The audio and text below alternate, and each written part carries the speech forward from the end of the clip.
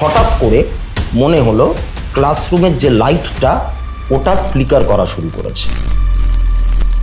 এইবার ক্লাসে যে এন্ট্রান্সের দরজাটা, সেই দরজাটাতে হঠাৎ মনে হলো দরজাটা একবার এরকমভাবে খুলে আবার আপনা থেকেই বন্ধ হয়ে গেল।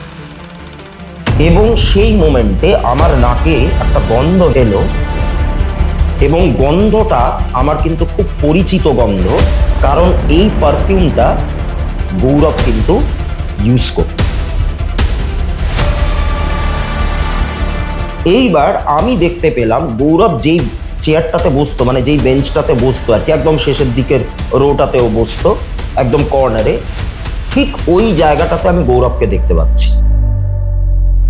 আমাদের এই যে কলকাতা শহর, ইংরেজ আমলে আমাদের এই পুরো বেঙ্গল প্রেসিডেন্সিটা পরলোক চর্চার একদম পীঠস্থানে পরিণত হয়েছে।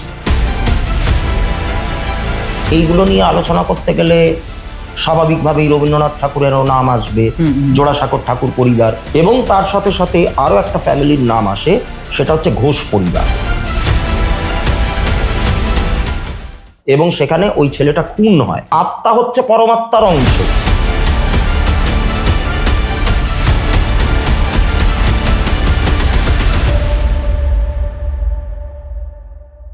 নমস্কার, নাথ দা কসমিক সাউন্ডের আরেকটা নতুন এপিসোডে আপনাদের সবাইকে আরও একবার স্বাগত। আর এই মুহূর্তে আমরা বসে রয়েছি এমন একটি মানুষের সঙ্গে যিনি তার জীবনের বেশ কিছু ভৌতিক অভিজ্ঞতার কথা আমাদের সাথে শেয়ার করতে চলেছেন। তার পাশাপাশি আমরা আলোচনা করব অ্যাস্ট্রোলজিক্যাল বিভিন্ন বিষয় নিয়ে। তো চলুন আজকে শুরু করা যাক আমাদের পডকাস্ট। দাদা, আপনাকে অনেক অনেক স্বাগত আমাদের স্টুডিওতে। নমস্কার। কেমন আছেন? ভালো আছি। যখন আমাদের মধ্যে কথা হচ্ছিল তখন আমরা জানতে পেরেছিলাম যে আপনার জীবনের বেশ কিছু ভৌতিক অভিজ্ঞতা রয়েছে, সেগুলো যদি একটু আমাদের সাথে শেয়ার করেন। বেশ অনেক দিন তো হয়ে গেল আমি এই অকাল্ট প্র্যাকটিসের মধ্যে রয়েছি। এবার এর মধ্যে অ্যাস্ট্রোলজিক্যাল ব্যাপারটাই মেন, কিন্তু আমার এই ফিল্ডে আসার পেছনে যে মূল কারণ যেটা, মানে সেটা শুধু অ্যাস্ট্রোলজি বলে নয়, যে কোনো টাইপের মেডিটেশন, এঞ্জেল থেরাপি, সেটা হচ্ছে মানে আমার লাইফে এমন কতগুলো ঘটনা ঘটে যেগুলোর সত্যি বলতে আমি এখনো পর্যন্ত কোনো ব্যাখ্যা পাইনি। আচ্ছা। তা এবার এই ব্যাপারগুলোকে খুঁজতে বা এই ব্যাপারগুলোকে জানবার জন্য আমার মূলত কিন্তু এই ফিল্ডে আসা। আচ্ছা। তা এবার আমার লাইফে যেটা প্রথম ভৌতিক ঘটনা যেটা দিয়ে শুরু হয়, তো সেইটা আমি একটু আপনাদের দর্শকদের সঙ্গে একটু শেয়ার করে নিতে চাই। অবশ্যই। সেটা হচ্ছে যে আমি এককালে শিক্ষকতার সঙ্গে যুক্ত ছিলাম। আমার নিজের বাড়িতে একটা কোচিং সেন্টারের মতো একটা সেট আপ ছিল। তা ওখানে প্রচুর ছাত্রছাত্রী পড়তে আসতো। তা এই যে ঘটনাটা আমি বলতে চলেছি, এটা মোটামুটি আপনি বলতে পারেন যে কোভিড পিরিয়ডে ঘটনাটা ঘটে, কিন্তু মানে তার অনেক আগে থেকেই এটা সূত্রপাত হয়ে গেছিল আর কি। তো কীরকম হয় ব্যাপারটা, 2018 সালের যে একাডেমিক ইয়ার, মানে যেটা এপ্রিল থেকে শুরু হচ্ছে, সেই একাডেমিক ইয়ারের একদম মাঝামাঝি টাইমে, মানে এই ধরুন আপনার জুলাই কি আগস্ট এরকম টাইমে, জুলাইয়ের শেষের দিকে বা আগস্টের শুরুর দিকে, আমার ক্লাসে একটি ছেলে ভর্তি হয়। তা ছেলেটার নাম ছিল গৌরব। এইবার আমি তো ব্যাচ ওয়াইজ পড়াই, এক একটা ব্যাচে 7-8 জন 10 জনের মতো থাকে। তা আর আমার বিষয়টা হচ্ছে অ্যাকাউন্টেন্সি, ইকোনমিক্স, এই দুটো মেনলি আমি পড়াতাম। তা ওই গৌরব বলে যে ছেলেটি, সে একটু মিড অফ দ্য সেশনে ওই জুলাইয়ের এন্ডের দিকে আমার ক্লাসে এসে ভর্তি হয়। ওর বাবা এসে ভর্তি করিয়ে দেন। এইবার যখন ও ক্লাসে যাতায়াত শুরু করলো, তখন দেখুন একটা ক্লাস যখন হয় বা একটা ব্যাচ যখন হয় কোচিংয়ে, তখন তো সেখানে নানান রকমের স্টুডেন্ট থাকে, কেউ ভালো, কেউ খারাপ, কেউ মিডিয়াম, কেউ অ্যাভারেজ, মানে আমি পড়াশোনার মানের দিক থেকে বলছি। একদম। এইবার এই যে ছেলেটা গৌরব, এ তো পড়াশোনায় ভালো ছিলই না, অমনোযোগী ছিল প্রচণ্ড, এবং একটু আনরুলি টাইপের, অর্থাৎ কথা শুনবো না, কোনো নিয়ম মানবো না, এইরকম টাইপের একটা ছেলে ছিল। আর পড়াশোনাতেও খুব একটা মনোযোগ ছিল না, ভালোও ছিল না। ইন্টেলিজেন্ট ছিল, মানে চেষ্টা করলেই ও অনেক কিছু করতে পারতো, কিন্তু সেই চেষ্টাটাই ওর মধ্যে ছিল না। এবার ও যেটা করতো, ওকে নিয়ে যে মেন প্রবলেম যেটা আমার হতো, সেটা হচ্ছে যে ও যখন ক্লাসে আসতো, পড়াশোনা তো মন দিয়ে শুনতোই না, উল্টে গোটা ক্লাসটাকে ডিস্টার্ব করতো। আচ্ছা।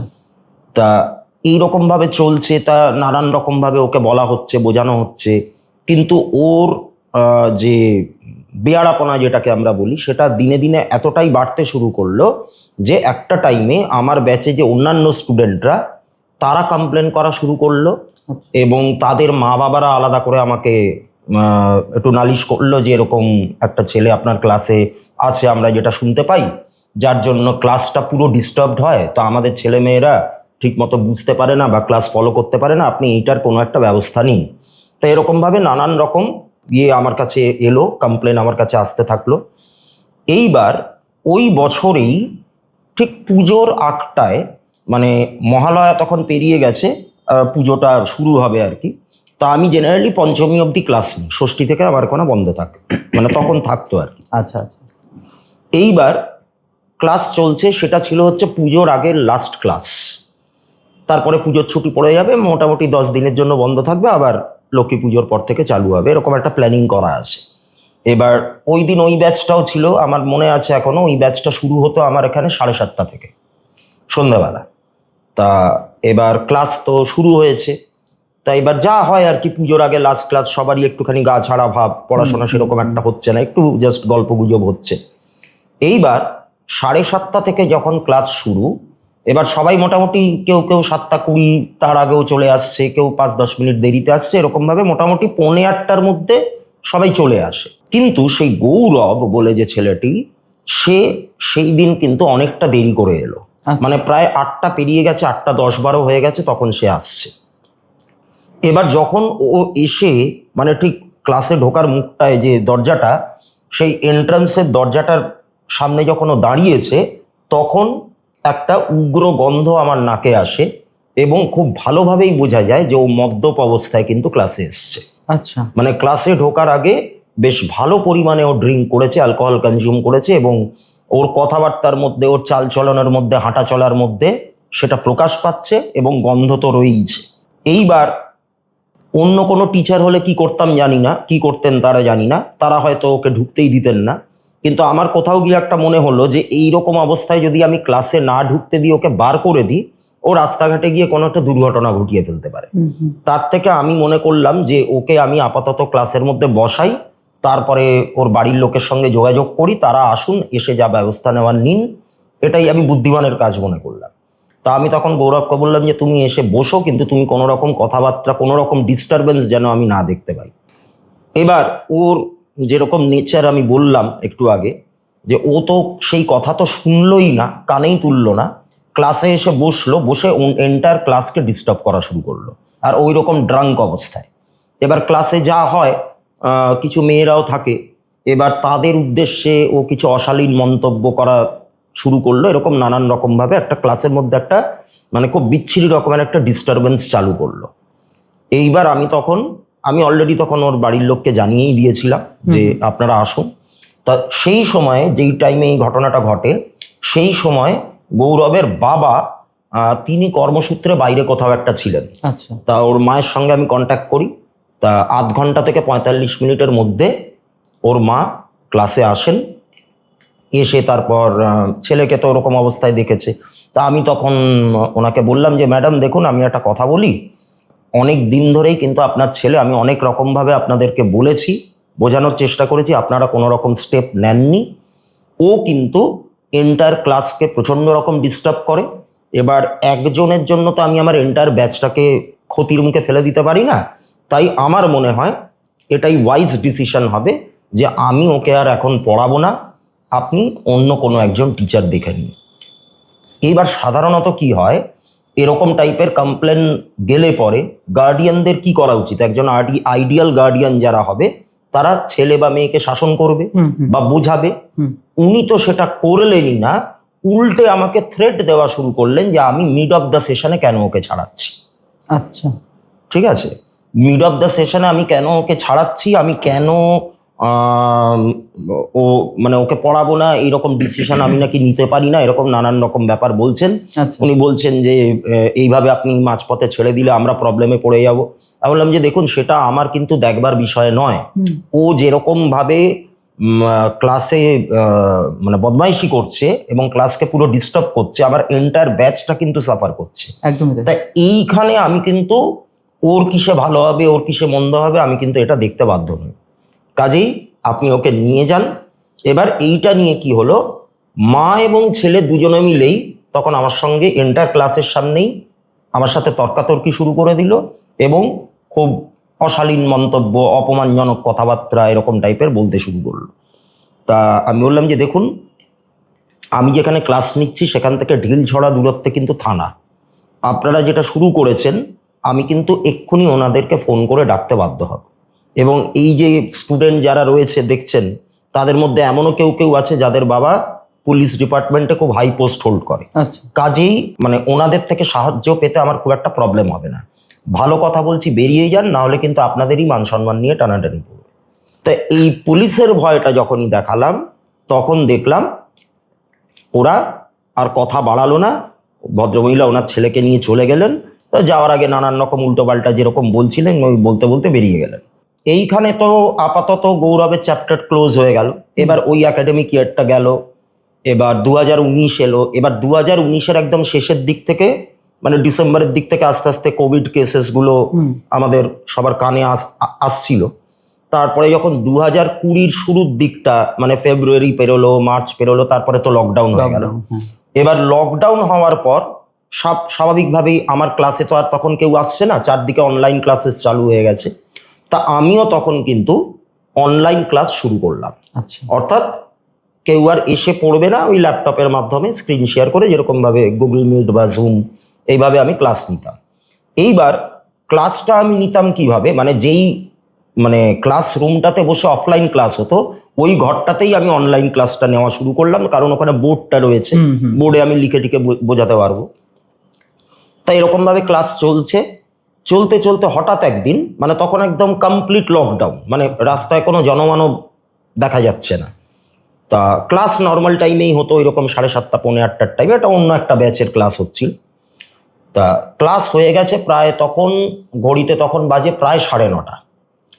এইবার ক্লাস হয়ে যাওয়ার পর আমি ল্যাপটপ বন্ধ করে, এবারে আমার একতলায় গ্রাউন্ড ফ্লোরে ক্লাস, তারপরে আমি উপরে যাব, ল্যাপটপটা বন্ধ করে বোর্ড টোট মুছে ক্লিন করে, টেবিল ক্লিন করে, সমস্ত ফাইল টাইলগুলো মানে যা যা কাগজপত্র ছিল সেগুলোকে আমি গুছিয়ে রাখছি। হঠাৎ করে মনে হলো ক্লাসরুমের যে লাইটটা ওটা ফ্লিকার করা শুরু করেছে, অর্থাৎ ভোল্টেজ ড্রপ করছে। এবার এটা কিন্তু খুব আনন্যাচারাল, কারণ আমাদের ওইদিকে মানে পারতপক্ষে ভোল্টেজ ড্রপ করে না, খুব মেজর কোনো ফল্ট না হলে ভোল্টেজ ওরকম ড্রপ করে না, কারেন্ট তো যায়ই না। তো যাই হোক, কিন্তু সেদিন ভোল্টেজটা ফ্লাকচুয়েট করছিল। তো আমি বললাম কিছু একটা কারণে হয়তো করছে। এইবার ক্লাসে যে এন্ট্রান্সের দরজাটা, সেই দরজাটাতে হঠাৎ মনে হলো দরজাটা একবার এরকমভাবে খুলে আবার আপনা থেকেই বন্ধ হয়ে গেল। আচ্ছা। এবং সেই মোমেন্টে আমার নাকে একটা গন্ধ এলো, সেটা একটা খুব কড়া পারফিউমের গন্ধ। এবং গন্ধটা আমার কিন্তু খুব পরিচিত গন্ধ, কারণ এই পারফিউমটা গৌরব কিন্তু ইউজ করতো। আচ্ছা। এবার ইন দ্য মিনওয়াইল একটা ঘটনা ঘটেছে যেটা আমি বলতে ভুলে গেলাম, সেটা হচ্ছে ওই 2019-এরই ডিসেম্বর মানে 25 ডিসেম্বরের আগে আমারই ক্লাসের একটি ছাত্র, সে গৌরবেরই স্কুলে পড়তো, সে আমার কাছে পড়তো আর কি। সে হঠাৎ আমাকে ফোন করে, সে তখন পাশ করে বেরিয়ে গেছে, কিন্তু আমাকে হঠাৎ করে ফোন করে বলছে যে স্যার একটা দুঃসংবাদ আছে। যে কি দুঃসংবাদ? তা বলছে যে গৌরব ওরই একটা বন্ধুর বার্থডে পার্টিতে গেছিল, সেখানে গিয়ে প্রচণ্ড পরিমাণে অ্যালকোহল কনজিউম করেছে, করে সেই অ্যালকোহলিক ওভারডোজের থেকে শরীর খারাপ, হসপিটালে অ্যাডমিট করা হয়, 2 দিন রাখার পর সে মারা যায়। অর্থাৎ গৌরব কিন্তু মারা গেছে। আর তারপর এই 2020-তে এই ঘটনাটা ঘটছে আমার ক্লাসরুমে। তা আমি যে গন্ধটা পেলাম সেটা হচ্ছে সেই পারফিউমটা কিন্তু গৌরবই ইউজ করতো, মানে ও যখন ক্লাসে ঢুকতো তখন কিন্তু এই গন্ধটা ছড়িয়ে পড়তো চারদিকে, মানে খুব খুব কড়া পারফিউম। আমি তখন আবার ফার্দার আমার চেয়ারটাতে বসে পড়েছি, লাইট আরো বেশি করে ফ্লিকার করতে করতে একদম ডিম হয়ে গেছে পুরো, মানে পুরোপুরি নেবেনি, কিন্তু মোটামুটি একটা 0 পাওয়ারের মতো টিম টিম টিম টিম করে জ্বলছে। এইবার আমি দেখতে পেলাম গৌরব যেই চেয়ারটাতে বসতো, মানে যেই বেঞ্চটাতে বসতো আর কি, একদম শেষের দিকের রোটাতেও বসতো, একদম কর্নারে, ঠিক ওই জায়গাটাতে আমি গৌরবকে দেখতে পাচ্ছি। আচ্ছা। মানে একদম ক্লিয়ার, মানে মাথা থেকে শুরু করে বুক পর্যন্ত ওকে দেখা যাচ্ছে। আর একটু মানে কি বলবো, একটু ট্রান্সপারেন্ট টাইপের ফিগারটা।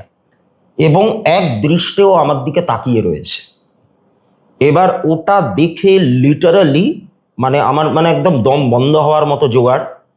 ক্লাসে এসি চলছিল, কিন্তু তার মধ্যেও আমি দরদর করে ঘামতে শুরু করি। ও শুধু আমার দিকে তাকিয়ে রয়েছে। এবার আমি চেয়ারটা ছেড়ে উঠতে যাব, তখন ও জাস্ট একটাই কথা আমাকে বলল।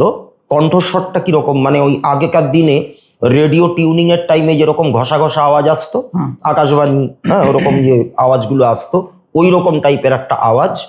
ও আমাকে বলছে যে, স্যার, আমি প্রচণ্ড কষ্টে আছি, আচ্ছা, যদি পারেন তো আমাকে ক্ষমা করে দেবেন। জাস্ট এইটুকু বলল, বলে পুরো ছায়ামূর্তিটা হাওয়া, একদম ভ্যানিশ হয়ে যাওয়া যাকে বলে। এবার যেই ভ্যানিশ হলো অমনি কিন্তু আবার লাইটটা আবার আগের মতো পাওয়ারে জ্বলতে শুরু করলো, গন্ধটাও আস্তে আস্তে আর থাকলো না। কিন্তু ওইটা দেখবার পর সেদিন যে আমি একতলা থেকে দোতলায় উঠেছিলাম, সেটা ছিল মানে আমার লাইফের সব থেকে ডেঞ্জারাস ওপরে ওঠা যাকে বলে। মানে প্রত্যেকটা মুহূর্তে মনে হচ্ছে কেউ আমাকে যেন সাইড থেকে ওয়াচ করছে। তারপরে যখন ওপরে গেলাম, এবার ওপরে গিয়েও আমি ব্যাপারটা বাড়ির লোকের সাথে শেয়ার করতে পারলাম না, এই কারণ আমার মা এমনিতে একটু ভীতু টাইপের। আর সেই টাইমে মানে যখনকার কথা বলছি তখন আমার ওয়াইফের একদম অ্যাডভান্স স্টেজ প্রেগন্যান্সি। তাই ওকে আমি এগুলো বলে ভয় পাওয়াতে চাইনি, কারণ এগুলো কিন্তু অনেক নেগেটিভ ইম্প্যাক্ট ফেলে। কিন্তু শেয়ার না করা সত্ত্বেও কি হলো, মানে আমার নিজের শরীরটা খুব খারাপ হয়ে গেল। মানে সেই দিন পুরো রাতটা আমার রীতিমতো কাঁপুনি দিয়ে জ্বর এসছিল, এবং সেই জ্বরটা প্রায় 1.5-2 দিন মতো স্টে করেছিল। তারপরে আস্তে আস্তে আবার আমি নর্মাল হই। তো এইটা ছিল হচ্ছে আমার ফার্স্ট, মানে লাইফে প্রথমবার মানে কোনো স্পিরিটের সঙ্গে এনকাউন্টার হওয়া। আপনি তো জ্যোতিষ নিয়ে চর্চা করছেন, অ্যাস্ট্রোলজি নিয়ে, এই যে ঘটনাটা ঘটলো এটার কি ব্যাখ্যা দেবেন? দেখুন, মানে প্যারানর্মাল ইনসিডেন্ট ঘটার সঙ্গে কিন্তু অ্যাস্ট্রোলজির সেই অর্থে কোনো কানেকশন নেই। কিন্তু কারা এই স্পিরিট এনকাউন্টার করতে পারবে বা কারা স্পিরিট দেখতে পারবে, সেইটা কখনো কখনো কিছু মানুষের চার্ট দেখে বোঝা যায়। তো কেতুর একটা ভূমিকা থাকে। কেতু যদি কারোর 8th হাউসে মানে 8th হাউস অকিপাই করে থাকে বা 12th হাউস অকিপাই করে থাকে, তাহলে সেই ব্যক্তির কিন্তু এইসব ফিল্ডে ইন্টারেস্টও থাকবে, প্লাস এইরকম টাইপের ঘটনা কিন্তু তার সাথে ঘটতেও পারে। আপনি বলছিলেন যে আপনাদের বিভিন্ন রকম ক্লায়েন্ট ডিল করেন, ক্লায়েন্টের সাথেও এরকম কোনো ধরনের একটা ঘটনা যেটা আপনি শেয়ার করতে চান? আচ্ছা, ক্লায়েন্ট ডিল করি বলতে এই যে বিভিন্ন পডকাস্টে যে আমি হরর স্টোরিগুলো বলি, তা এই কারণে অনেক ক্লায়েন্ট যারা এই টাইপের প্রবলেম নিয়ে যারা সাফার করছে, তারা আমার সঙ্গে যোগাযোগ করে। কিছু তন্ত্র রিলেটেড কাজ, কিছু এই টাইপের যে কাজগুলো। এবার তন্ত্রের কাজ তো আমি করি না, আমার সঙ্গে আরেকজন ভদ্রলোক আছেন, তিনি তন্ত্রের দিকটা দেখেন। অর্থাৎ যখন এইরকম টাইপের কেসগুলো আমার কাছে আসে, তখন আমরা দুজনে মিলে একসাথে ওই ব্যাপারটাকে ডিল করি। এইবার এরকম নানান রকম ঘটনা ঘটেছে, বিভিন্ন বাড়িতে আমি গেছি, সেটা কলকাতার মধ্যে হোক কি কলকাতার আউটস্কার্টসে হোক, যেখানে সত্যিকারের ভৌতিক কিছু সমস্যা রয়েছে এবং তারা বহু দিন ধরে সাফার করছে। এরকম নানান রকম ঘটনা কিন্তু আমি নিজের চোখে দেখা। তো সেরকমই একটা ঘটনা আমি একটু বলি। হুগলির দিক থেকে কোনো একটা জায়গা থেকে, আমি সব নাম তো আর রিভিল করা যায় না, তা হুগলি জেলার একটা জায়গা থেকে এক ভদ্রলোক আমাকে ফোন করেন। তিনি বলেন যে তার একটা ওষুধের দোকান রয়েছে এবং সেই দোকানটা খুব ভালো চলছিল, ওনার নিজের বাড়ির একতলায় দোকান। এবার ওই টাউনটার মধ্যে আরেকটা জায়গায় উনি আরেকটা স্পেস ভাড়া নেন, যেখানে তিনি তারই ওষুধের দোকানের আরেকটা ব্রাঞ্চ তিনি খোলেন। এবং ওইটা ঠিক ওষুধের দোকান বললে ভুল হবে, ওটা একটা ক্লিনিক টাইপের মতো উনি করেছিলেন। মানে যেখানে অনেক ডাক্তাররা এসে বসবেন, ঠিক আছে, এরকম টাইপের একটা ক্লিনিক, প্লাস তার সঙ্গে কিছু ওষুধ টষুধ সাপ্লাইও দেওয়া হবে। এইবার এই যে জায়গাটা উনি নিয়েছিলেন, এটা রেন্টে নিয়েছিলেন। এবং এইটা রেন্টে নেওয়ার পর উনি যখন ব্যবসাটা চালু করলেন, ইনিশিয়ালি খুব ভালো চলছিল, মানে ডাক্তাররাও আসতো, ওখানে বসতো, যোগাযোগ কমিউনিকেশন সমস্ত কিছু ভালো ছিল। তারপরে একটা সার্টেন টাইমের পর হঠাৎ করে ডাক্তাররা আসা বন্ধ করে দেন। আচ্ছা, অর্থাৎ কেউ আর ওখানে বসতে চাইছেন না। দোকানে যে কাস্টমাররা আসতো, সেই কাস্টমারের ফুটফল কিন্তু আবার কমে যেতে শুরু করে এবং হঠাৎ করে ওই ভদ্রলোকের প্রচুর পরিমাণে টাকা ধার দেনা হয়ে যায় মার্কেটে। প্লাস ওনার যে আরেকটা ব্যবসা, যেটা ওনার নিজের বাড়ির একতলায় ছিল, সেই ব্যবসার ওপরেও কিন্তু নানান রকমভাবে এফেক্ট এসে পড়তে থাকে, নানান রকম প্রভাব পড়তে থাকে। এরকম অবস্থায় তিনি আমার সঙ্গে যোগাযোগ করেন। এবার মেনলি অ্যাস্ট্রোলজিক্যাল পারপাসেই উনি যোগাযোগ করেছিলেন যে ওনার ব্যবসাটা কেন এরকম খারাপের দিকে চলে গেল, এই মুহূর্তে ওনার লাইফে প্ল্যানেটারি পজিশন, দশা অন্তর্দশা কীরকম সেটা দেখে আমাকে একটু সলিউশন চাইলেন উনি। তা উনি যেদিন আমার বাড়িতে এলেন, আমি ওনার থেকে রিকোয়ার্ড ইনফরমেশনগুলো নিয়ে ওনার চার্টটা তৈরি করলাম। করে আমি একটা অদ্ভুত জিনিস দেখছি যে ওনার ব্যবসা অল ওভার খুব ভালো চলার কথা, আর যেই টাইমে উনি আমার কাছে এসছেন সেই টাইমে যে দশা অন্তর্দশাগুলো চলছে প্রত্যেকটাই কিন্তু ব্যবসার ক্ষেত্রে ফেভারেবল। ওকে, তাহলে কেন এই জিনিসটা ওনার সাথে ঘটছে? তা তখন আমি একটু অন্যরকম প্রশ্ন করা ওনাদেরকে শুরু করলাম যে কেউ কোনো ক্ষতি করতে পারে কিনা, বা কারোর কোনো এরকম জেলাস ফিল করে কিনা আপনাদের প্রতি, যে আপনাদের ওপর ক্ষতি করে, হ্যাঁ নানান রকম হয়তো এইসব ব্যাপারগুলো ব্ল্যাক ম্যাজিক করে অনেক কিছুই করায়। তখন ওই ভদ্রলোক বলছেন যে দেখুন, আমি ডাইরেক্টলি তো বলতে পারবো না যে কেউ আমার ক্ষতি করতে পারে কিনা, এরকম অনেকেই থাকতে পারে। আমার আশপাশে আরো অনেক দোকান আছে যাদের দোকানটা হয়তো আমাদের তুলনায় কম ভালো চলছে, তাদের মধ্যেও কেউ করতে পারে। তো পাড়া প্রতিবেশীর মধ্যেও অনেকে রয়েছে যারা একটু হিংসে করে, আত্মীয় স্বজনও আছে। কিন্তু আমি স্পেসিফিক্যালি কারণ নাম বলতে পারবো না, কারণ আমার কাছে তো ভ্যালিড কোনো প্রমাণ নেই। তবে হ্যাঁ, যেই স্পেসটা আমি ভাড়া নিয়েছি সেখানে আমি যখন বসি গিয়ে, আমি মোটামুটি সকাল 10টা নাগাদ খুলে যায়, আর খোলা থাকে প্রায় 8টা সাড়ে 8টা অবধি। তা প্রথম যখন কাস্টমাররা আসতো, ডাক্তাররা আসতো, সারাদিন ব্যস্ত থাকতাম, অতটা অনুভব করতে পারিনি। কিন্তু পরে যখন কাস্টমার কমে যায়, ডাক্তার আসা বন্ধ হয়ে যায়, তখন প্র্যাকটিক্যালি তো সারাদিন বসে আমি মাছি দাঁড়াতাম। কিন্তু ওই যে আমি একা একা বসে থাকতাম সারাটা দিন, আমার কিন্তু একটা নেগেটিভ ফিলিং ওখানে হয়, এবং ওখানে ঢুকলে পরে একটুখানি গা ভার হয়ে আসা, মনে হচ্ছে যেন এনার্জি ড্রেন আউট হয়ে যাচ্ছে। আচ্ছা। এবং মাঝে মধ্যে একজন ভদ্রলোককে আমি দেখতে পেতাম, সাদা পায়জামা পাঞ্জাবি পরা, একটুখানি বয়স্ক মতো। মাঝে মধ্যে আমি দেখেছি যে আমি যেই জায়গাটায় বসে আছি তার সামনে একটা প্যাসেজ ওখান দিয়ে পাস করলেন, তারপরে ওনাকে আর দেখতে পেলাম না। এরকম একটা ফিগারকে কিন্তু আমি নোটিস করেছি। তা এই হচ্ছে গিয়ে ব্যাপার।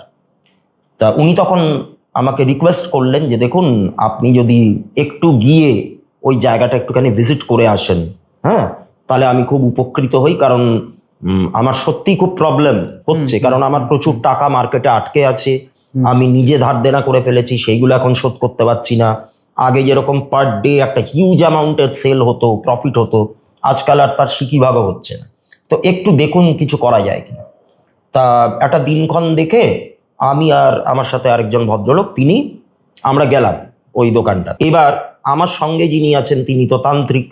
এবার তান্ত্রিকদের অনেক ক্ষমতা থাকে, তারা তন্ত্র সাধনার সাথে যুক্ত, নিয়মিত মেডিটেশন করেন, আজ্ঞা চক্র তাদের খোলা থাকে। তো উনি গিয়ে ওখানে ভাইব্রেশনটা বুঝতে পারলেন যে কিছু একটা প্রবলেম আছে। এবং আমিও এঞ্জেল থেরাপির মাধ্যমে বলুন বা পেন্ডুলাম ডাউজিং এর মাধ্যমে বলুন, আমিও কিন্তু সেই ব্যাপারটার একটা কনফার্মেশন পেলাম যে ওইখানে কিছু একটা প্রবলেম থাকলেও থাকতে পারে। এবং আমার সাথে যিনি গেছিলেন তিনি কিন্তু এটা সার্টিফাই করলেন যে এখানে কিন্তু ওই সাদা পায়জামা পাঞ্জাবি পরা ভদ্রলোক কিন্তু স্টিল ঘুরে বেড়াচ্ছে। আচ্ছা। এইবার আমাদের মনে প্রশ্ন জাগলো যে তাহলে এই যে জায়গাটা, এই যে স্পেসটা নেওয়া হয়েছে, এটা আগে কি ছিল, বা এখানে আগে কোনো ঘটনা ঘটেছিল কিনা।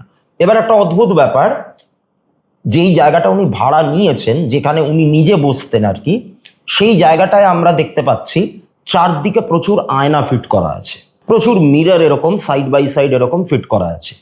এইবার যেটা কিন্তু সাধারণত একটা ডক্টরস চেম্বার বা একটা ডক্টরস ক্লিনিকে কিন্তু এত আয়না থাকার কথা না। তা আমি তখন ওই ভদ্রলোককে জিজ্ঞাসা করলাম, মানে যিনি কন্ট্যাক্ট করে আমাদেরকে নিয়ে গেছেন ওখানে, যে এই বাড়িটা আপনি, মানে এই ঘরটা আপনি কার থেকে নিয়েছিলেন, এখানকার ওনার কোথায়, যার থেকে আপনি ভাড়ায় নিয়েছিলেন এখানকার ওনার কোথায়, একটু আমি তার সঙ্গে দেখা করব বা কথা বলবো। তা তখন ওই ভদ্রলোক বলছেন যে হ্যাঁ, এখান থেকে দুটো বাড়ি পরে এই একই পাড়ার মধ্যে, ওটা বড় রাস্তার ওপর ছিল, একটা গলির মধ্যে ঢুকে 2-3টা বাড়ি পরেই উনি থাকেন। তো আপনি যদি চান তাহলে ওনার সাথে কথা বলতে পারেন।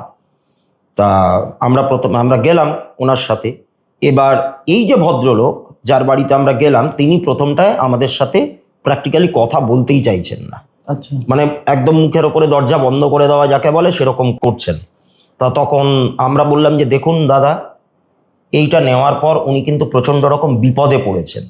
তাই যদি কিছু প্রবলেম এখানে থেকে থাকে, প্রপার্টিটা তো আপনার, আমরা তো আপনার কোনো ক্ষতি করব না, আমরা এমন কিছু রিচুয়াল করব বা কিছু এমন কাজ করব যাতে আপনার এই প্রবলেমটা সলভ হয়ে যায়। তাহলে ফার্দার আপনি এই যে দেখুন আপনি ভাড়া দিয়েছেন, উনি তারপরে ব্যবসাটা ওনার বন্ধ হয়ে গেছে, ফলে কি হবে, ওনাকে উঠে যেতে হবে।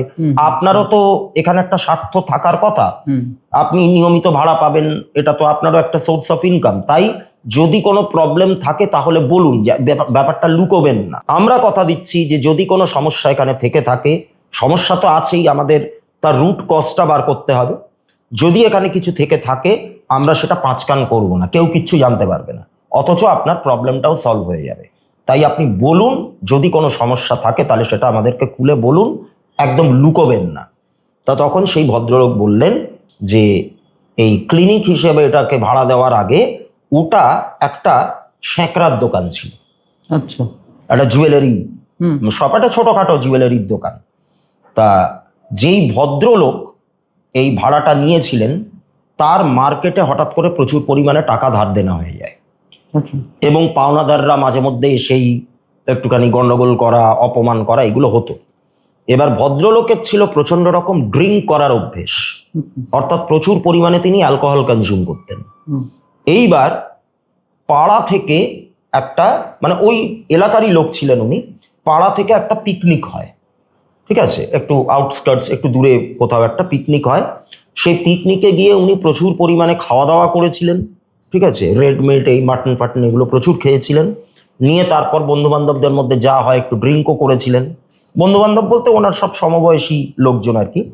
এবার ওইটা করার ফলে প্রচন্ড পরিমাণে ঘাম দিয়ে ওই পিকনিক স্পটেই ওনার একটা স্ট্রোক হয়।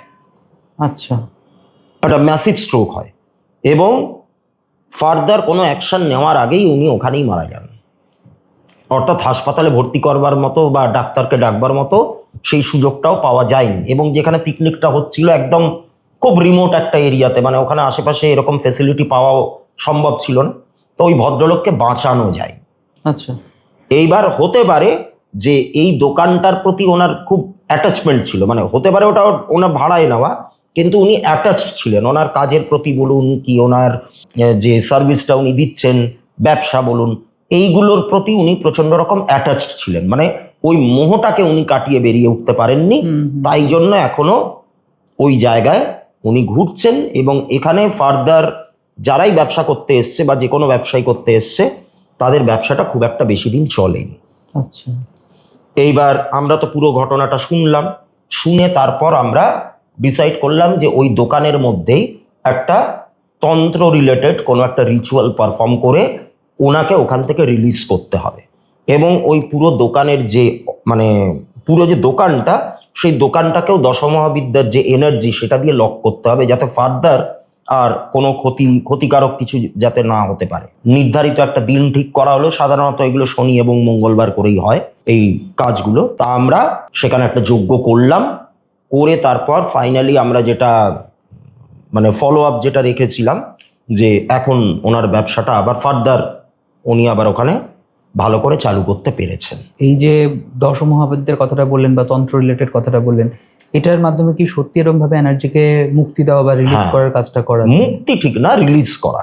রিলিজ বলতে কি মানে এই জায়গাটা থেকে সরিয়ে দেওয়া।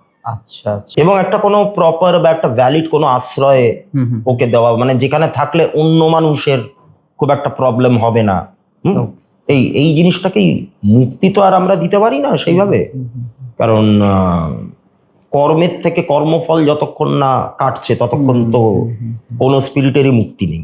দেবদীপদা, তুমি তো দীর্ঘ অনেকদিন ধরে অ্যাস্ট্রোলজি নিয়েও চর্চা করছো, এবার তোমার দুটো গল্প শুনলাম আমরা, ভৌতিক অভিজ্ঞতার কথা। এবার আমরা একটু করে অ্যাস্ট্রোলজি বিষয়ে দু তিনটে প্রশ্ন রাখতে চাইছি।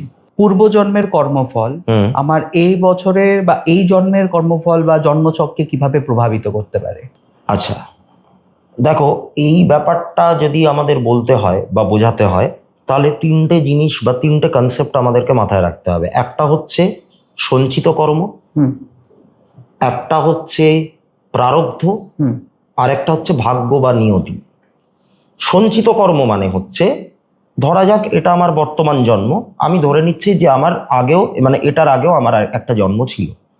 এবার সেই জন্মতে, সেই লাইফটাতে আমি বিভিন্ন কাজকর্ম করেছি, হুম তার মধ্যে কিছু ছিল খারাপ কাজ, কিছু ছিল ভালো কাজ। হুম এইবার আমরা জানি যে খারাপ কাজের খারাপ ফল এবং ভালো কাজের ভালো ফল একদম। কোনো না কোনোভাবে আমার কাছে রিটার্ন আসবে। হুম হুম এবার আগের লাইফে আমি বিভিন্ন রকমের কাজ করেছি, খারাপ ভালো মিশিয়ে হুম হুম করবার পর আমার সেই লাইফটা শেষ হয়ে যায়। হুম এবার আমি পরবর্তী জন্মে প্রবেশ করব।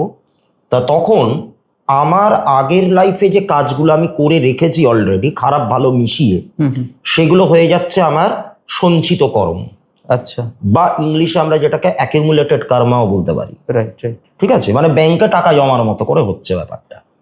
এইবার আমি যখন পরের জন্মতে যাব, তখন ইউনিভার্স বা ব্রহ্মাণ্ড ডিসাইড করছে যে আমি যে খারাপ কাজগুলো করেছি, হুম ধরা যাক আমি 3টে খারাপ কাজ করেছি হুম আর 3টে ভালো কাজ করেছি, হুম 3টের মধ্যে থেকে একটা খারাপ কাজ আর একটা ভালো কাজের ফল আমি আমার এই বর্তমান জন্মে পাবো। আচ্ছা, ঠিক আছে, এইবার এইটা হয়ে যাচ্ছে প্রারব্ধ, অর্থাৎ সঞ্চিত কর্মের কতটা ইউনিট নিয়ে আমি পরের জন্মে প্রবেশ করছি, সেটা হচ্ছে আমার প্রারব্ধ। আচ্ছা। এবার এই প্রারব্ধের ওপরে বেস করেই আমার জন্মছকটা তৈরি হচ্ছে। কিভাবে? ওকে। অর্থাৎ আমাকে এই কর্মের ফলগুলো পেতে গেলে, ধরা যাক আমি, ইউনিভার্স ডিসাইড করে রেখেছে যে এই জন্মে আমি ভালো কাজের যে ফলটা পাবো সেটা হচ্ছে যে খুব বিত্তশালী একটা পরিবারে আমার জন্ম হবে। ওকে। আর খারাপ কাজের যে ফলটা পাবো সেটা হচ্ছে, ধরা যাক আমি আমার নিজের মা বাবার তরফ থেকেই স্নেহ পাবো না। আচ্ছা, কথার কথা বলছি, মানে জাস্ট একটা এক্সাম্পল। হুম হুম তো এইবার এই ঘটনাগুলো যদি আমার লাইফে ঘটে হুম বা যদি ঘটাতে হয়, তাহলে অমুক দিনে, অমুক টাইমে, অমুক সময়ে, অমুক একটা শহরে, অমুক হসপিটালে, যার ল্যাটিটিউড লঙ্গিটিউড হচ্ছে এত, সেখানে আমাকে জন্মাতে হবে। আচ্ছা। জন্মালে আমার গ্রহ নক্ষত্রের পজিশনগুলো এমন হবে যে এই ফলগুলো আমি পাবো। ওকে। তাহলে এই যে প্রারব্ধটাই কিন্তু আমাদের নিয়তি বা ভাগ্যকে নির্ধারিত করছে। তার মানে ব্যাপারটা কি দাঁড়ালো, আমরা যে জন্ম ছকটা দেখতে পাই, যে কোনো ব্যক্তির অ্যাট র্যান্ডম যে ছকটা আমরা দেখতে পাই, সেটা হচ্ছে নাথিং বাট প্রিভিয়াস লাইফের সঞ্চিত কর্মেরই ফল, অর্থাৎ প্রারব্ধেরই ফল। আচ্ছা, এটা যে বলা হয় কোনো কোনো সময় যে আমরা ধরো আগের বাড়তে থাকতেই আমার পরের জন্মের মা বাবা বা এগুলো ডিসাইড হয়ে যায়, এটা কি ইউনিভার্স চুজ করছে নাকি আমার কর্মের দ্বারা চুজ হচ্ছে? এইটা কর্মের দ্বারা তো চুজ হচ্ছে বটেই। ঠিক আছে, অর্থাৎ স্পিরিট ওয়ার্ল্ড বলে একটা ব্যাপার আছে। দেখো, অর্গানাইজ রিলিজিয়নগুলোতে মৃত্যু পরবর্তী লাইফ কিরকম হয়, এক একটা ধর্মে এক এক রকম বলা আছে। আমাদের সনাতন ধর্মে একরকম বলা আছে, ইসলামে একরকম বলা আছে, ক্রিশ্চিয়ানিটিতে একরকম বলা আছে, এরকম বিভিন্ন ধর্মে বিভিন্ন রকমের বিধান দেওয়া আছে বা ডেসক্রিপশন দেওয়া আছে। আমি সেই আলোচনাগুলোতে যাচ্ছি না, কারণ ধর্ম ওয়াইজ আমি যদি করি তাহলে পুরো ব্যাপারটা ডিফারেন্ট হবে, একটার সাথে আরেকটা মিলবে না, কারণ ধর্ম মানেই মতভেদ। কিন্তু যারা যারা আমাদের এই পৃথিবীতে প্যারানর্মাল ওয়ার্ল্ডে নানান রকম গবেষণা করেছে বা এই ব্যাপারগুলোকে নিয়ে রীতিমতো চর্চা করে গেছেন যারা, সেটা বর্তমান দিনেই হোক কি আগেকার দিনেই হোক, মানে আমাদের এই যে কলকাতা শহর, ইংরেজ আমলে আমাদের এই পুরো বেঙ্গল প্রেসিডেন্সিটা পরলোক চর্চার একদম পীঠস্থানে পরিণত হয়েছিল। এবং এইগুলো নিয়ে আলোচনা করতে গেলে স্বাভাবিকভাবেই রবীন্দ্রনাথ ঠাকুরেরও নাম আসবে, জোড়াসাঁকোর ঠাকুর পরিবার, তাদের এই ব্যাপারগুলো নিয়ে, রবীন্দ্রনাথের এই ব্যাপারগুলো নিয়ে প্রচুর ফ্যাসিনেশন ছিল। এবং তার সাথে সাথে আরো একটা ফ্যামিলির নাম আসে, সেটা হচ্ছে ঘোষ পরিবার, অর্থাৎ অমৃতবাজার পত্রিকা যাদের, শিশির কুমার ঘোষ, হ্যাঁ, তারপরে তার পরিবারেরই অন্যান্য যারা, হ্যাঁ, মৃণালকান্তি ঘোষ, তা এনাদেরও কিন্তু এই ফিল্ডে প্রচুর অবদান আছে, প্লাস ওয়েস্টার্ন কান্ট্রিতে তো রয়েইছে। এবার যারা যারা এই প্ল্যানচেটের মাধ্যমে স্পিরিট কমিউনিকেশন করেছে, আমি যদি রবীন্দ্রনাথের এক্সাম্পলটাই ধরি, তাহলে সেখানে দেখা যাচ্ছে প্রত্যেকটা স্পিরিটেরই কিন্তু বয়ান এক। আচ্ছা, অর্থাৎ যে ইনফরমেশনগুলো গ্যাদার করা হয়েছে স্পিরিটদের থেকে, তাদের প্রত্যেকের ইনফরমেশনগুলো কিন্তু মিলে যাচ্ছে। অর্থাৎ মৃত্যুর পরবর্তী সময়ে তারা দেহ ছেড়েছে, তাদের স্পিরিটকে স্পিরিট গাইডরা একটা রেল মধ্যে নিয়ে গেছে, সেখানে গিয়ে পূর্বে যে সমস্ত তার প্রিয়জনেরা মারা গেছিল তাদের সঙ্গে দেখা সাক্ষাৎ হয়েছে, ঠিক আছে? অর্থাৎ এই বয়ানগুলো কিন্তু প্রত্যেকটা জায়গায় মিলে যাচ্ছে। আচ্ছা। এবং রিসেন্টলি একটা বই আমার হাতে এসছে, যেখানে একজন আমেরিকান সাইকোলজিস্ট, যার নাম হচ্ছে ডক্টর ম্যাথিউ ম্যাকে, হুম। তার এক পুত্র সন্তান যার বয়স 20 থেকে 25-এর মধ্যে ছিল, তিনি, আমেরিকার ঘটনা, তিনি কিন্তু বাইক নিয়ে বাড়ি ফেরার সময় কিছু বার্গলার বা কিছু চোরের পাল্লায় পড়ে, অ্যান্টি সোশ্যাল, যারা ওর থেকে বাইকটা ছিনিয়ে নিতে যায় এবং যার দ্বারা ওদের মধ্যে একটা ঘাত প্রতিঘাত হয় এবং সেখানে ওই ছেলেটা খুন হয়।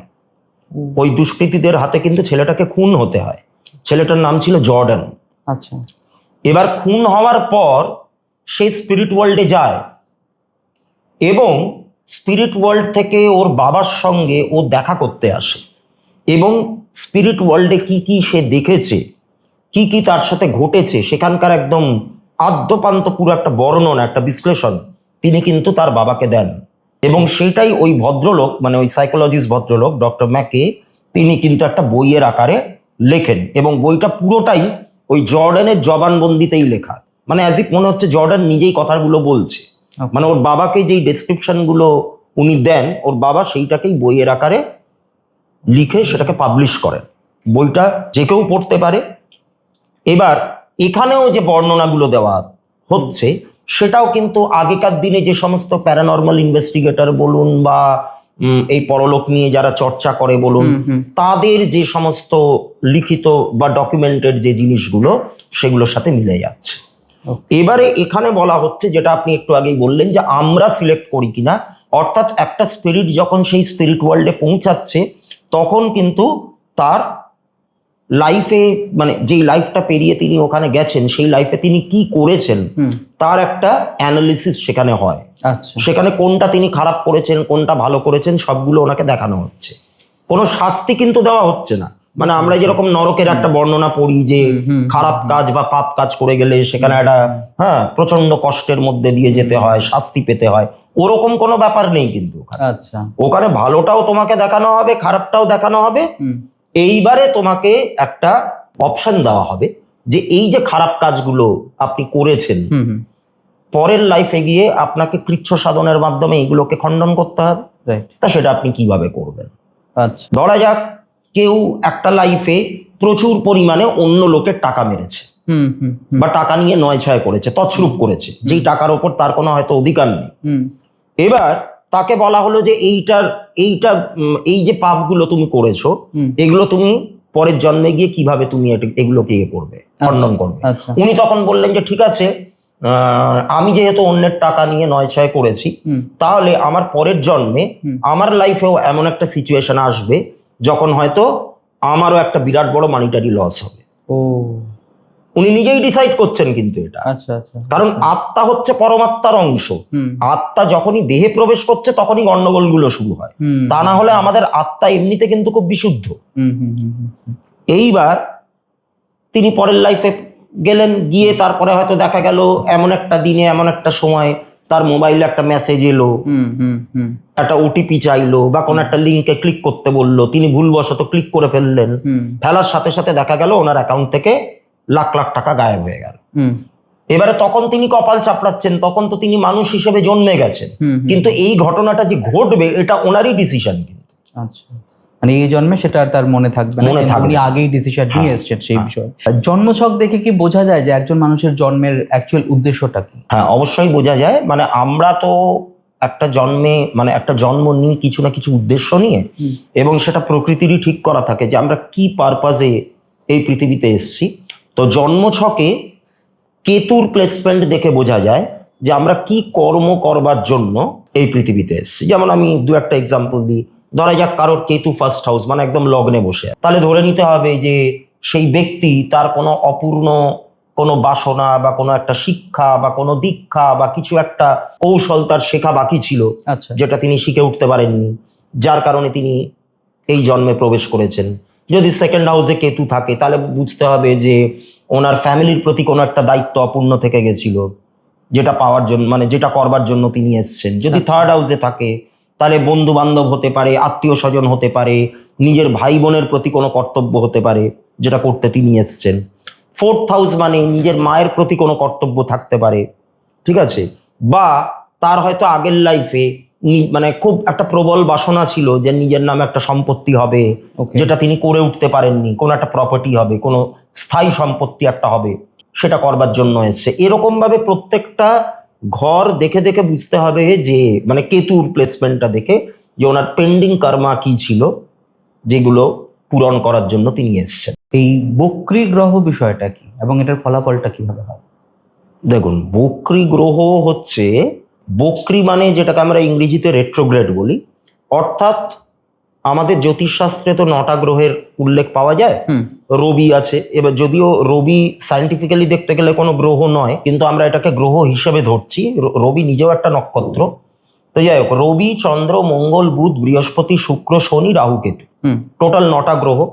এবার আমরা জানি যে গ্রহরা কখনো স্ট্যাটিক বা স্টেশনারি দাঁড়িয়ে থাকে না, তারা মুভ করে। মুভ করছে, তার একটা পার্টিকুলার ডিরেকশনে মুভ করছে, রাইট। এইবারে যখন কোনো একটা গ্রহ একটু পেছন দিকে মুভ করা শুরু করে, তখন সেটাকে আমরা বলছি রেট্রোগ্রেড বা বক্রী গ্রহ। এবারে অ্যাকচুয়ালি কি আর গ্রহ তো আর পেছনে মুভ করছে না, মানে একটা গ্রহ ধরা যাক মঙ্গল, মঙ্গল একটা ডিরেকশনে মুভ করছে, করতে করতে হঠাৎ করে তো সে আর পিছিয়ে আসবে না, সে সোজাই যাবে। কিন্তু আমাদের জিওসেন্ট্রিক ভিউতে, অর্থাৎ পৃথিবীর নিরিখে দেখতে গেলে মনে হবে যে সেই গ্রহটা পেছন দিকে যাচ্ছে। আচ্ছা, মানে ধরা যাক আপনি একটা ট্রেনে বসে আছেন, সব থেকে মানে ইজি এক্সাম্পল যেটা, আপনি একটা ট্রেনে জানলার ধারে বসে আছেন, এবার আপনার প্যারালালি যে আরেকটা যে লাইন পাতা আছে সেখানে আরেকটা ট্রেন রয়েছে। এবার দুটো ট্রেনই একই ডিরেকশনে মুভ করছে, একই ডিরেকশন, সেম ডিরেকশনে মুভ করছে। এবার সামহাও আপনার ট্রেনের গতিটা ওই ট্রেনের গতির থেকে একটু বেশি হয়ে গেল, একটু বেড়ে গেল। তাহলে কি আপনি ওই জানলার ধারে বসে আপনার কি মনে হবে যে আপনার ট্রেনটা এগিয়ে যাচ্ছে, আর আপনার পাশে যে ট্রেনটা প্যারালালি চলছে সেটা যেহেতু তার গতিটা কম, আপনার মনে হবে সেটা পিছিয়ে যাচ্ছে। এটা আপনার ভিউ পয়েন্ট থেকে মনে হবে। সেরকমই পৃথিবীর নিরিখে বা জিওসেন্ট্রিক ভিউতে যখন পৃথিবীর স্পিডটা অন্য গ্রহের থেকে একটুখানি বেড়ে যায় বা পৃথিবী তাকে সারপাস করে চলে যাচ্ছে, ওই গ্রহটা একটু পিছিয়ে যাচ্ছে, তখন সেই গ্রহটা বক্রী গ্রহ হয়ে গেল। এবার এই বক্রী গ্রহ কারোর জন্মের সময় কোনো না কোনো গ্রহ বক্রী থাকতেই পারে। আচ্ছা, সেটা যে কোনো গ্রহ হতে পারে। রাহু, কেতু তারা সবসময় বক্রী, তারা আলাদা করে কখনো বক্রী হয় না। আর রবি আর চন্দ্র কখনো বক্রী হয় না, তারা সবসময় নর্মাল ওয়েতেই মুভ করছে। বাকি যে প্ল্যানেটগুলো অর্থাৎ মঙ্গল, বুধ, বৃহস্পতি, শুক্র, শনি, এরা বক্রী হয়। এবার এইগুলোর মধ্যে থেকে যে কোনো একটা প্ল্যানেট কারোর জন্মের সময় বক্রী থাকতে পারে। এবারে সেই প্ল্যানেটের যে কারকতাগুলো, সেইগুলো এই ব্যক্তির লাইফে আসতে হয় একটু দেরি হতে পারে, নয়তো একটু বাধা পেতে পারে, বা খুব একটা স্মুথলি ব্যাপারটা হবে না, এরকম হতে পারে। এই ব্যাপারটা কিন্তু বক্রী গ্রহ করে, সেটা যে কোনো ক্ষেত্রেই হতে পারে। এবারে দেখতে হবে যে সেই প্ল্যানেটটা কোন হাউস অকুপাই করে আছে, সেই হাউস রিলেটেড যে রেজাল্ট গুলো সেইগুলোতে একটু ডিলে করাতে পারে বা একটুখানি বাধার মুখে ফেলে দিতে পারে। এই ব্যাপারগুলো বক্রী গ্রহতে হয়। জ্যোতিষশাস্ত্র মতে প্রতিকার কত রকমের হয় এবং কি কি? প্রতিকার তো এখানে অনেক রকমই হয়, তবে সেটা সব থেকে এফেক্টিভ যে প্রতিকার, যেটা আমি মনে করি এবং যেটা আমি আমার ক্লায়েন্টদেরকে বলি, সেটা হচ্ছে মন্ত্র জপ করা এবং দান ধ্যান করা। প্রতিকার আমাদের কখন দরকার হয়? যখন আমাদের কোনো সমস্যা হচ্ছে তখনই আমাদের প্রতিকারের দরকার হয়। এইবার সমস্যাটা হচ্ছে কেন, যেটা নিয়ে আমরা একটু আগেই আলোচনা করলাম, যে আমাদের পূর্বজন্মের কর্মের ফল, প্রারব্ধ, এইগুলোর উপরে বেস করে আমাদের সমস্যাগুলো হচ্ছে। আমি তো জানি না যে আমি আগের লাইফে কি করে এসেছি, কেন আমি এই প্রবলেমগুলো ফেস করছি। আমার আত্মা হয়তো জানে, কিন্তু আমার যে ব্রেন সেটা জানে না। তাহলে এই কর্মফলকে কাটানোর জন্য বা এই প্রারব্ধগুলোকে কাটানোর জন্য সব থেকে ভালো যে উপায়, সেটা হচ্ছে দান ধ্যান করা। এবার দান ধ্যান আবার অনেক রকমের হয়। আপনি জেনারেল দান করতে পারেন, যেটা যে কেউ করতে পারে। আবার অনেক সময় কোনো পার্টিকুলার গ্রহ যদি পীড়িত থাকে, বা সেই গ্রহটা আমার বিভিন্ন কাজে বাধা সৃষ্টি করছে, বা এই গ্রহটা হয়তো আমার পক্ষে ফেভারেবল নয়, তখন সেই গ্রহ অনুযায়ীও দান ধ্যান হতে পারে। আচ্ছা। গ্রহ অনুযায়ী আলাদা আলাদা দানের তালিকা আছে। যেমন রবির দানের মধ্যে নানান রকমের জিনিস পড়তে পারে, লাল রঙের কাপড় পড়তে পারে, লাল ফুল হতে পারে। তারপর চন্দ্র অনুযায়ী অনেক রকম জিনিস আছে, যেমন চাল, মিছরি, তারপরে চিনি, দুধ, সাদা কাপড়, রূপো, এগুলো হতে পারে। মঙ্গলেরও অনেক রকমের জিনিস আছে, গুড় আছে, মুসুর ডাল আছে, লাল কাপড় হতে পারে, মানে লাল কোনো ফুলের গাছ হতে পারে, বেল হতে পারে। এগুলো সব মঙ্গলের আন্ডারে পড়ে, এগুলো দান করা যেতে পারে। বুধের আন্ডারে যে কোনো ডাল হতে পারে, বিশেষ করে মুগ ডাল। আচ্ছা। মুগ ডালটা বুধের আন্ডারে পড়ে। তারপরে সবুজ রঙের কাপড়, চারা গাছ, হ্যাঁ, এরকম নানান রকমের জিনিস দেওয়া যেতে পারে। ছানা দেওয়া যেতে পারে, পনির দেওয়া যেতে পারে, এগুলো সব বুধের আন্ডারে পড়ছে। বৃহস্পতির আন্ডারেও এরকম নানান রকমের দান সামগ্রী আছে। তা এই প্ল্যানেট অনুযায়ীও দান করা যায়।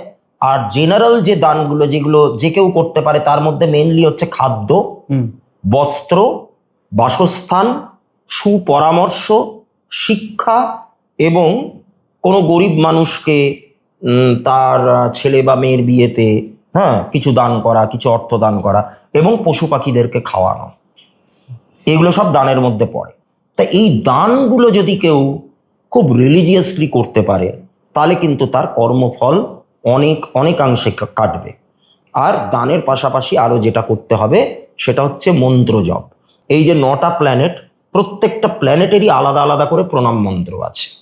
এই মন্ত্রগুলো, এক একটা মন্ত্র যদি 3 বার করে মিনিমাম জপ করা যায় পুরো 9টা প্ল্যানেটের, তাহলে কিন্তু সেই ব্যক্তি তার লাইফে মারাত্মক মারাত্মক সব ভালো রেজাল্ট পেতে পারে। যেই রেজাল্টটা কিন্তু কোনো পাথর, কোনো কবচ, কোনো জেমস্টোন তাকে দিতে পারবে না। তাকে নিজেকেই চেষ্টা করে এগুলো করতে হবে। তাই জন্য আমি কিন্তু কখনো কোনো ক্লায়েন্টকে জেমস্টোন আমি রেফারই করি না। যেহেতু জেমস্টোনের কথাটা উঠলোই, তাহলে একটা প্রশ্ন থেকেই যাচ্ছে, তাহলে কি রত্ন ধারণ করলে প্রতিকার হয় না? হয় না তো। আমি একদম আমার পেশাগত অভিজ্ঞতা থেকে বলছি। আচ্ছা। আমার কাছে যত মানুষ আসেন, 10 জনের মধ্যে 10 জন তাদের হাতে কোনো না কোনো একটা আংটি পরা রয়েছে। আমি জিজ্ঞাসা করি যে এগুলো কেন পরেছেন? বলছে যে বিভিন্ন জায়গা থেকে রেফার করেছি, অনেক জায়গায় তো ঘুরেছি, তারা পরিয়েছে। তা আমি তখন জিজ্ঞাসা করি যে এটা পরে কি আপনার আখেরে কোনো লাভ হয়েছে? বলছে যে আমরা তো সেরকম কিছুই বুঝিনি। অ্যাকচুয়ালি ব্যাপারটা কি হয়, পাথরের না অনেক সাইড এফেক্ট থাকে। আচ্ছা। প্রথমে তো দেখতে হবে যে যেই পাথরটা পরা হচ্ছে সেটা অথেন্টিক কিনা। অথেন্টিক বেশিরভাগ ক্ষেত্রেই হয় না। কারণ সত্যিকারের যে জেমস্টোনগুলো হয়, চুনি হোক, সেটা পান্না হোক, সেটা মুক্ত হোক, কি হিরে হোক, কি পোকরাজ হোক, বিভিন্ন প্ল্যানেটের আলাদা আলাদা করে পাথর হয়। যেমন রবির ক্ষেত্রে হচ্ছে চুনি বা রুবি যেটাকে আমরা বলি, চন্দ্রের ক্ষেত্রে হচ্ছে মুক্ত, তারপর মঙ্গলের ক্ষেত্রে হচ্ছে প্রবাল, বুধের ক্ষেত্রে পান্না, বৃহস্পতির ক্ষেত্রে পোকরাজ, শুক্রের ক্ষেত্রে হিরে, শনির ক্ষেত্রে নীলা বা অ্যামেথিস্ট, রাহুর ক্ষেত্রে হচ্ছে গোমেদ, আর কেতুর ক্ষেত্রে হচ্ছে ক্যাটসাই। এই তো হচ্ছে পাথরের লিস্ট। এবার এই যে পাথরগুলো, এই পাথরের আবার বিভিন্ন রকমের কোয়ালিটি আছে। প্রত্যেকটা পাথরের ক্ষেত্রেই আমি যদি একদম অথেন্টিক আর বেস্ট কোয়ালিটিটা যদি কিনতে চাই, তাহলে আমার প্রায় 1 লাখ টাকার কাছাকাছি খরচ, কি তারও বেশি। এবার যেই ব্যক্তি সমস্যা নিয়ে আসছে, ধরা যাক কেউ এসছে, তার ব্যবসায় প্রচুর লস চলছে, অর্থনৈতিক অবস্থা খারাপ, ধার দেনায় জড়িয়ে আছে। এবারে সেই ব্যক্তি তো আর 1.5 লাখ টাকা দিয়ে একটা পাথর কিনতে পারবে না, তার পক্ষে সম্ভব না। তো তখন কি হয়, ওই ক্লায়েন্টটা হাতছাড়া হয়ে যাবে, তার থেকে একটা কম দামি পাথর দিয়ে দিলাম, সেখানে আমার লাভটাও থাকলো, পরিয়ে দিলাম, ও স্যাটিসফাইড হলো, কিন্তু আলটিমেটলি কি হলো, সেই পাথরটা কোনো কাজ করবে না, ওই পরার জন্য পরে থাকা। এবারে কেউ যদি দাম দিয়ে একদম অথেন্টিক পাথর, আমি ধরে নিলাম যে অথেন্টিক পাথরই কিনেছে, সেই পাথরটাও 20 থেকে 25% কাজ করে, তার বেশি নয়। আর পাথর তখনই রত্ন হবে, বা একটা স্টোন তখনই জেমস্টোন হবে, যদি আমি সেটাকে প্রপার ওয়েতে শুদ্ধিকরণ করি, যেটা অর্ধেক মানুষই জানে না। অর্থাৎ একটা পাথর কেনার পর সেটা স্যাকরার দোকানে দিয়ে আংটি বানিয়ে পরার আগে কাছাকাছি একটা কোনো কালী মন্দির বা কোথাও একটা নিয়ে গেলেন, নিয়ে গিয়ে পুরোহিতকে বললেন যে একটু মায়ের পায়ে ঠেকিয়ে একটু মন্ত্রতন্ত্র পড়ে একটু গঙ্গা জল ছিটিয়ে সেটাকে পরে ফেললেন। এইভাবে পাথর শোধন হয় না। আচ্ছা। প্রত্যেকটা পাথরের আলাদা আলাদা শোধন পদ্ধতি আছে। যেমন রবির যে পাথর চুনিকে পাতিলেবুর রসে ভিজিয়ে শোধন করতে হয়। চন্দ্রের যে পাথর মুক্ত, কাঁচা দুধের মধ্যে ডুবিয়ে শোধন করতে হয়। প্রবাল, মঙ্গলের যে পাথর, চুনজল বা রিঠা বলে এক ধরনের ফল হয়, সেই ফলের রসে ভিজিয়ে রেখে শোধন করতে হয়। পান্না, পান্নাকেও কাঁচা দুধ, তার মধ্যে একটুখানি কেশর টেশর মিলিয়ে দুধের মধ্যে দিয়ে শোধন করতে হয়। পোকরাজ, বৃহস্পতির যে পাথর, কুলত্থকলাই ভেজানো জলে ডুবিয়ে রেখে শোধন করতে হয়। হিরে, শুক্রের পাথর, চিরতা ভেজানো জল, সেটাতে দিয়ে শোধন করতে হয়। নীলা, অপরাজিতা ফুলের রসে দিয়ে শোধন করতে হয়। গোমেদ, গোবর দিয়ে শোধন করতে হয়, মানে টাটকা গোবরের মধ্যে ডুবিয়ে রাখতে হয়। আচ্ছা। ক্যাটসাই, কেতুর পাথর, সেটা ত্রিফলা ভেজানো জলে ডুবিয়ে রেখে শোধন করতে হয়। তা এইভাবে শোধন করে তবে সেটা একটা পাথর রত্নে পরিণত হয় বা একটা স্টোন জেমস্টোনে পরিণত হয়। তখন তার মধ্যে একটা ক্ষমতা আসে, যদি সেটা অথেন্টিক হয়। অথেন্টিক না হলে এইভাবে শোধন করেও কোনো লাভ নেই। কিন্তু অথেন্টিক যদি হয়ও, শোধনও যদি ঠিক মতো করা হয়, তাহলেও সেটা 20-25% কাজ করবে। তা এই ঝামেলার মধ্যে যাওয়ার কোনো দরকার নেই। যেটা আমার হাতে রয়েছে, আমি পূর্বজন্মে নানান রকমের আজে বাজে কাজ করেছি, সেই কর্মফল আমি ভোগ করছি, তা সেটাকে কাটাতে গেলে আমাকে ইনিশিয়েটিভ নিতে হবে। জন্মছক দেখে কি একজন মানুষের চারিত্রিক বৈশিষ্ট্য সম্পর্কে কোনো একটা ধারণা করা যায়? মোটামুটি একটা ভালোই ধারণা করা যায়। কারণ কোন গ্রহের প্রভাব সেই ব্যক্তির মধ্যে বেশি, বা কোন গ্রহ কোন নক্ষত্রের মধ্যে রয়েছে, সেইগুলো দেখে একজন ব্যক্তির ব্যাপারে অনেক কথাই বলা যায়। যে তিনি দান ধ্যান করবেন, তার ব্র্যান্ডেড জামা কাপড়ের প্রতি একটা টান আছে কিনা, তিনি কতটা রাগী বা কতটা উত্তেজিত হয়ে পড়েন, তার মন কতটা শান্ত, তার কি কি খাবার দাবারের প্রতি আকর্ষণ থাকতে পারে, তার কথাবার্তার ধরন কেমন হতে পারে, তিনি খুব গুছিয়ে কথা বলেন নাকি মানে তোতলাতে তোতলাতে কথা বলেন, নাকি খুব ঝাঁঝালো কথা বলেন, খুব রেগে গিয়ে কথা বলেন, নাকি কথার মধ্যে একটা মাধুর্য আছে, নাকি কথা বলতে গিয়ে মানে মাঝে মধ্যেই তিনি গালিগালাজ দিয়ে ফেলছেন। এই প্রত্যেকটা ব্যাপার একজন ব্যক্তির জন্মছক দেখে পুঙ্খানুপুঙ্খভাবে বলা যায়। আজকাল বিভিন্ন ম্যাট্রিমোনিয়াল সাইটগুলোর মধ্যে, মানে এটা ভেরি রিসেন্টলি আর কি, যে জটক বিচারের বিষয়টাকে অ্যাস্ট্রোলজিক্যাল দিক থেকে এটাকে ইনক্লুড করা হচ্ছে। হ্যাঁ, এই জটক বিচার যেটা হচ্ছে সেটা কতটুকু কার্যকরী হয় বলে মনে হয়? দেখুন, জটক বিচার বেশিরভাগ ক্ষেত্রে যেটা হয়ে থাকে সেটা হচ্ছে অষ্টকূট বিচার করে। ঠিক আছে, অষ্টকূট বিচার মানে পাত্র এবং পাত্রী যারা রয়েছেন তাদের বিভিন্ন রকমের ইয়েগুলো, অ্যাসপেক্টস গুলো দেখা হচ্ছে। অর্থাৎ তাদের রাশি, তাদের গণ, তাদের লগ্ন, এইগুলো দেখে তারপরে একটা পয়েন্ট আছে, সেই পয়েন্ট দিয়ে মিলিয়ে যদি একটা সার্টেন পার্সেন্টেজ ক্রস করে যায়, বলে দিচ্ছে যে এটা রাজজটক হয়ে গেল, বা এরা বিয়ে করলে ভালো থাকবে, নিয়ে বিয়েটাও হচ্ছে, কিন্তু তারপরে দেখা যাচ্ছে যে প্রচুর পরিমাণে অশান্তি, এমনকি সেটা ডিভোর্সের পর্যায়ে চলে যাচ্ছে। আমি যে অ্যাস্ট্রোলজিটা প্র্যাকটিস করি, যেটাকে বলা হয় কৃষ্ণমূর্তি পদ্ধতি জ্যোতিষ, কেপি অ্যাস্ট্রোলজি, সেখানে আমরা খুব লজিক্যাল ওয়েতে জটক বিচারটা করি। মানে ধরা যাক, আপনার যদি বাড়িতে কোনো বোন বা দিদি থাকে, তার যখন আপনারা বিয়ে দিচ্ছেন, তখন আপনি কি দেখবেন, যে সেই ছেলেটা কি পরিবারে বিলং করে, তার পরিবারের স্টেটাসটা কীরকম, সে কীরকম আয় রোজগার করছে, তার কথাবার্তার ধরন কীরকম, তার শারীরিক কোনো প্রবলেম আছে কি না, এই ব্যাপারগুলোই তো আমরা মেনলি দেখব। তার শরীর স্বাস্থ্য কেমন থাকবে না থাকবে, আর ওভারঅল বিবাহিত জীবন। তো এই ব্যাপারগুলোকেই আমরা অ্যাস্ট্রোলজিক্যাল ভিউ পয়েন্টে বিচার করি। আচ্ছা, অর্থাৎ ছেলেটা কীরকম, মেয়েটা কীরকম। ছেলেটার মধ্যে দেখা যাচ্ছে প্রচণ্ড রকম রাহুর প্রভাব, মেয়েটার মধ্যে দেখা যাচ্ছে স্যাটার্নের প্রভাব। স্যাটার্ন মানে ধীর স্থির শান্ত, প্রচণ্ড রকম ধৈর্য, আর রাহু বা মঙ্গল মানেই হচ্ছে উত্তেজক।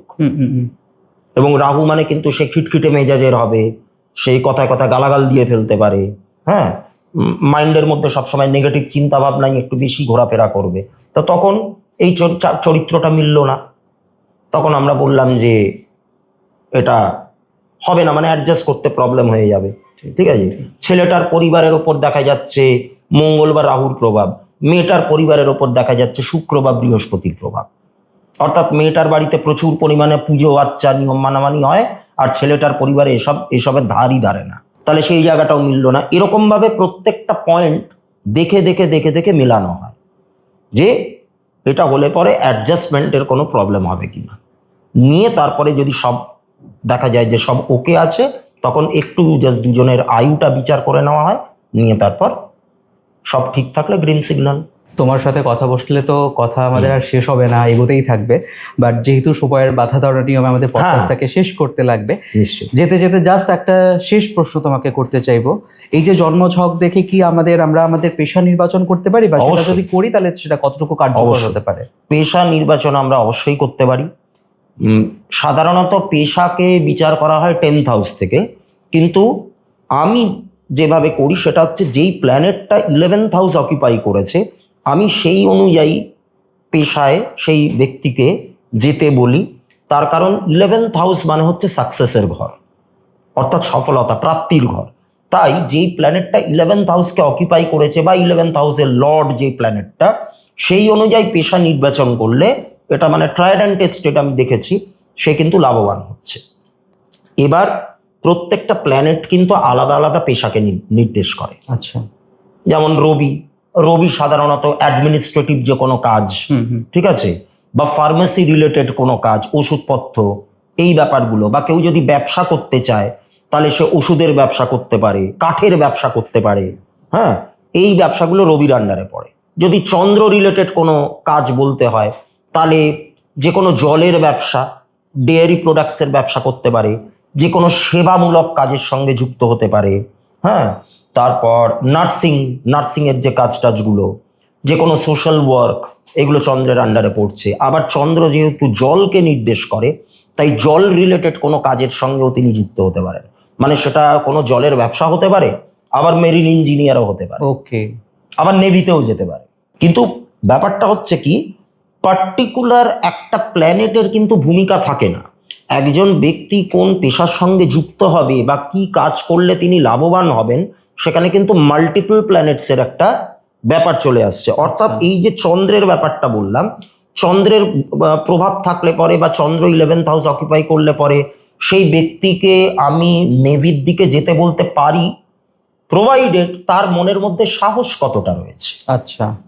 কারণ নেভি মানে কি, আফটার অল যুদ্ধ, একটা সাহসের ব্যাপার থাকছে। এবার আমি চন্দ্র তার একটা ভালো পজিশনে আছে মানেই আমি তাকে বলে দিতে পারবো না যে আপনি নেভিতে যান। আচ্ছা। কারণ সে নার্ভাস প্রকৃতির একজন মানুষ হতে পারে, ওকে, সেটাও তার চার্ট দেখে বলা যাবে। তার সাহস কম থাকতে পারে, তিনি নার্ভাস হতে পারেন, তার নার্ভের প্রবলেম থাকতে পারে। তা এগুলো থাকলে তো আর তিনি মানে নেভি কেন, মানে আর্মির কোনো ফিল্ডেই তিনি যেতে পারবেন না। ঠিক ঠিক। তাই একটা প্ল্যানেট দেখে কখনো ওরকম ব্লান্টলি বলে দেওয়া যাবে না যে আপনি এই প্রফেশনের সাথে যুক্ত হন। এখানে অনেকগুলো গ্রহের কিন্তু ভূমিকা থাকে। দাদা, তোমাকে অনেক অনেক ধন্যবাদ আমাদেরকে আজকে এতটা সময় দেওয়ার জন্য। আমরা আশা রাখবো আগামীতে তুমি এরকম আরো পডকাস্ট আমাদের সাথে করবে। একদম। দর্শক বন্ধুদের কাছ থেকে এই মুহূর্তে বিদায় নিচ্ছি আমি। আপনারা এতক্ষণ শুনছিলেন নাদ্দা কসমিক সাউন্ডের একটি ভৌতিক এপিসোড, তার সাথে জ্যোতিষশাস্ত্র নিয়ে নানা রকমের প্রশ্নোত্তর পর্ব। এতক্ষণ পর্যন্ত আপনারা যারা আমাদের পডকাস্টটি দেখছিলেন, এই পডকাস্টের কোন বিষয়টি আপনাদের সবচাইতে বেশি ভালো লেগেছে অবশ্যই কমেন্ট সেকশনে আমাদেরকে লিখে জানাবেন। আমরা ফিরবো নতুন কোনো এপিসোড নিয়ে, নতুন কোনো টপিক নিয়ে, নতুন কোনো গেস্টের সাথে। ততক্ষণ পর্যন্ত সবাই ভালো থাকবেন, সুস্থ থাকবেন। নমস্কার।